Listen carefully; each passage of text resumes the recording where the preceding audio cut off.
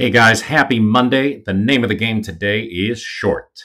So this is Adrian. I'm still off camera here, still waiting for a couple things to heal. I'm not quite that secure, so I'm going to go ahead and stay off. But if you look at the move this morning, this big downside move, the key to any kind of trading opportunity, any kind of success today was patience. So you really had to wait for, things at least to get into this first support level here.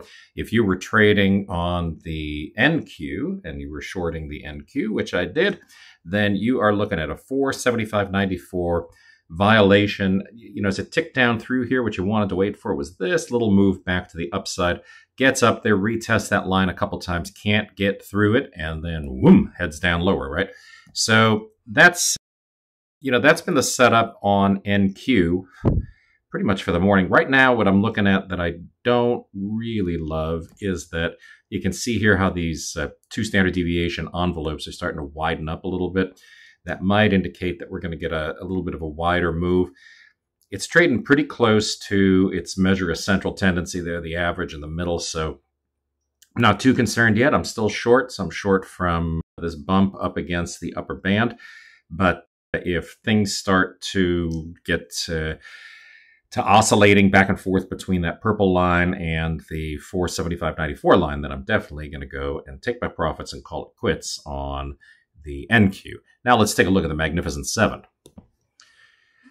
We don't do a trading room on Monday mornings because there's no earnings-related gaps, and it's very tempting for people to take trades right off the opening bell, and the open on a Monday is the worst time of the week to trade. Just let me tell you that right out of the gate. But if you wait, and you wait for the market to settle in, then you see lots of good things happening. So like on our less expensive stocks, for instance, on NVIDIA, we've got, that's right over here, we've had a pretty consistent day so far. No losing trades whatsoever.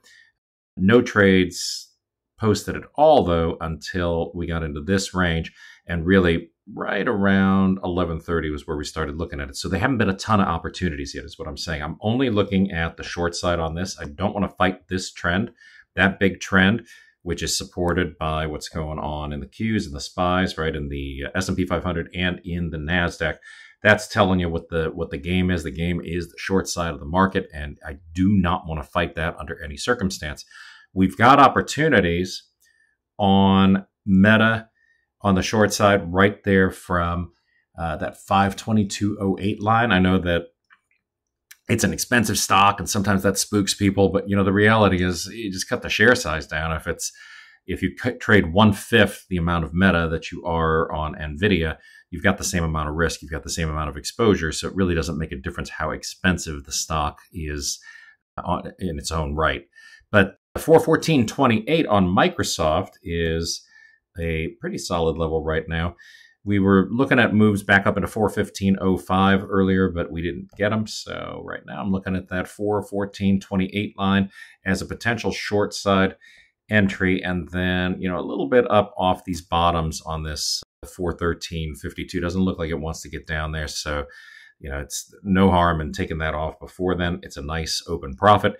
Anytime you get a profit, it's worth taking, especially if it's getting into an area that there's prior support and resistance. You can always wait for another entry, if it comes back up into your price range. I thought that Tesla was going to be great from this line right here. It did not box up there. So, we want to see it get up to that line and retest from below in here. I'd like to see it move down into 212.64 and then back up into that 213.67 level before we take an entry on that one. And finally on Amazon. So Amazon 176.13.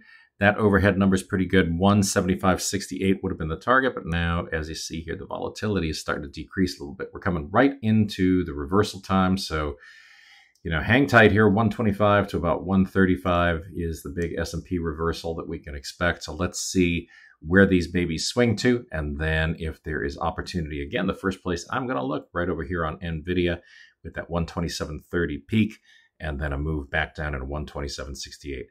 All right, I hope you're having a great trading day, and I will see everybody in the room tomorrow.